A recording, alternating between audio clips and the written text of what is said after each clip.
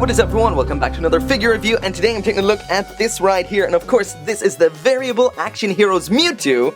This video right here would not be possible if it wasn't for those awesome people over at Hobby Link Japan, so if you want yourself one of these, or for any of your figure needs, make sure to check them out at the description below. But anyway, let's get to this. So first off, there is the front of the box, a window up here into the corner into Mewtwo itself. Mewtwo looking pretty small, but I guess it is a Pokemon, so I guess it would be quite small.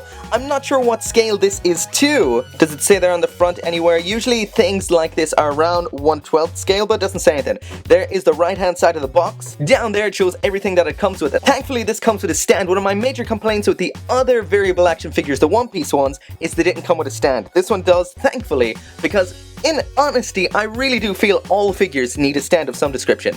Anyway, there's the back, of course, there is the Variable Action Heroes Lucario, which you can get as well, and some pictures there of Mewtwo in action. But anyway, that's enough about the box. Let's bust this thing out and see what we've got. So there is that clear inner packaging. We can see the figure itself as well as these effect parts, alternate heads, alternate hands, as well as the base. Now let's get that open. Again, there's some tape on here, so get that out of the way. So that's two pieces in total, I think. And there we go. So right there is what the Variable Action Heroes Mewtwo looks like right out of the box. I just stuck it on the stand and did no more. I have to say, Mewtwo probably is and always has been one of my favorite Pokemon. Definitely my favorite legendary by far, and Mega House have definitely done him justice right here. The sculpt looks great, but what really gets me is the paint job. It looks amazing, as Mega House's paint jobs always do, but it's the little things like this awesome gradient on the chest and the legs, which fades from a darker kind of purple into that really light Mewtwo kind of lavender. The dark purple there on the tail looks excellent as well, and if you're awfully picky, there are some seam lines on here. Nothing major, but they are there, just to let you know. But besides that, everything about this looks absolutely fantastic. Mewtwo looks excellent here. As for size comparisons, there is beside a Figma, beside the Variable Action Heroes Monkey D. Luffy, Mega House's transgendered Monkey D. Luffy, and a high-grade Gundam. So there is Mewtwo with everything that it comes with. So as for heads, you've that default head that you've seen already, which is looking off to the left. This one right here, which is looking dead ahead, as well as this one right here, which is looking off to the right. And all of these heads are essentially the same head. As far as I can see, there's absolutely no difference among the sculpts. It really is just the eyes that differs between the three. As for hands, we've got two sets, a pair of open hands, these ones right here, as well as a pair of fists. As well as that, we've also got this effect part hand right here, which has this awesome clear pink effect part with nice white highlighting on it. But one thing I will mention is the hands are really hard to swap out. They just don't really attach in too well. Actually, they attach in way too well. So that means it's hard to kind of push them on and pull them off, and it really feels like you're going to break something. And that is some trouble I've had with Mega House figures before. A lot of things tend to be tight, and a lot of parts tend to be brittle, so be careful with that. As for other effect parts, we also have this energy ball here. This does have this really massive seam all the way around, which doesn't look good at all. Basically, you're always going to have to pose it pointing this way to look good, because from that side it doesn't look that great. But that does come with a base as well, with multiple different stand sections. This long one, this medium one, as well as this short one. And besides those, we've got this one here, which is at an angle. So all of those can be used with that. Just pop that off, pull off that section, pop in the one that you want, and pop that one in here like this. While I'm talking about that, I might as well mention that this figure does come with a stand of its own, but it's one of the most awkward stands I've seen.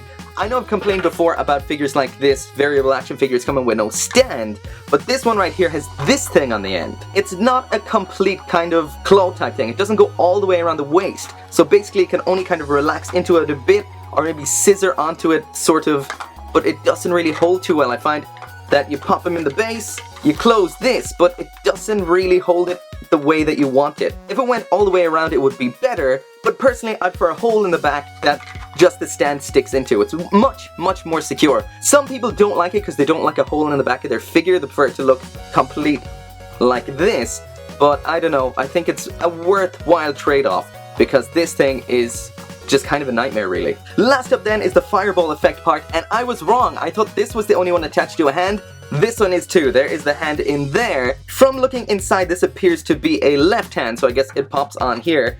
Try and take this off without... oh, I guess the more and more you use them, the more and more they will loosen up a bit. Well, the box right here shows it on the other hand, so I guess it goes on the other hand.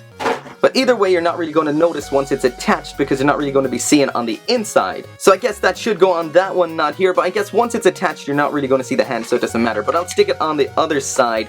This is the one that's tight. This is the one I'm, oh, well, never mind, that came off. Try and attach that on. So there we are, there is that last effect part. And again, that looks awesome in that clear orange with the nice white highlighting on the top there.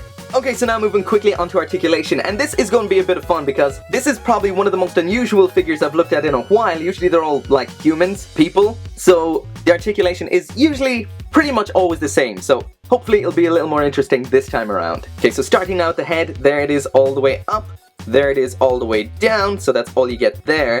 We've got to the left and to the right. In case you're wondering how this part attaches into the back here, it just kind of rests in the back of the head like so. There looks like there might be something in the neck itself, but I'm not really getting any movement out of it. I think that might just be the sculpt. Anyway, as for the arms, there it is all the way up. That can rotate all the way around, I assume. Let's try. That's a bit stiff, but it does go all the way around. There is the bend at the elbow. Not a whole lot, about 90 degrees there.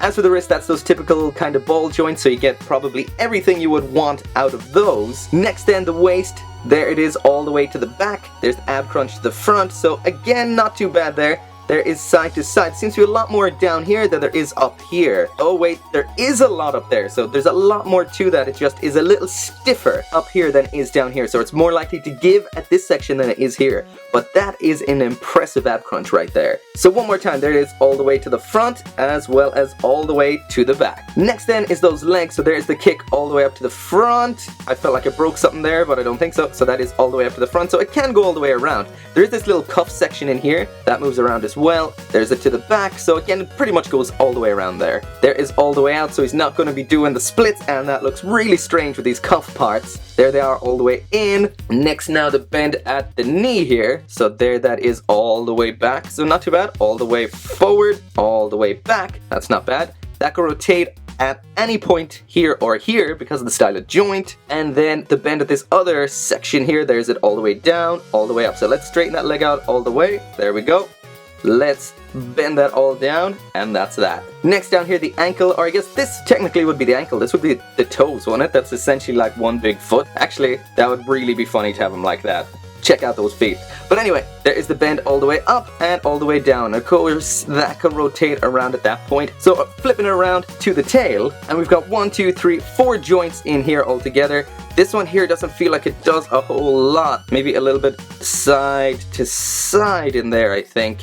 No real up and down, mainly just side to side. Next joint here, we've got some up and down a bit, but wait a minute, I think this might be a cuff again, and this is all the one joint, is it? Not sure if I can see in there. Is that 2? Yeah, that's 2 separate joints. Next then we've got this one here, so a lot of movement there. There's up, there is down, side to side, just double ball joints there, I think. And the last one here, there's all the way up, all the way down, and again that moves around a little bit, so you can get a lot of movement out of that tail. It does segment up a bit, does separate out a bit, but doesn't look too bad. So all in all, the articulation here is pretty damn good. So that is it for the review, and definitely on the whole, this is an awesome figure. Mega House does make great figures, sometimes a little bit on the flimsy side, a little bit brittle maybe, but this time it feels pretty solid. The sculpt on here looks great, the paintwork is absolutely flawless, it looks fantastic. There are a couple of mold lines here and there, but nothing really all that noticeable from a distance. You really have to get in close to see those. As for accessories, that's a great little set of accessories. It does come with a base. The base could be better, but then again, it could have no base at all, so it's definitely a plus. We've got some nice versatility with the heads. Of course, that's just the eyes looking left and right and forward, but that's great to have. But of course, what I have to say is the absolute best thing about this is the included effect parts. Especially the pink one and the fire punch. Those ones look insane. So all in all, this is an awesome little figure. And of course, if you want one of your own, then check out that link down there in the description. But as always, thank you very much for watching, and make sure to come back for more figure reviews. See you next time.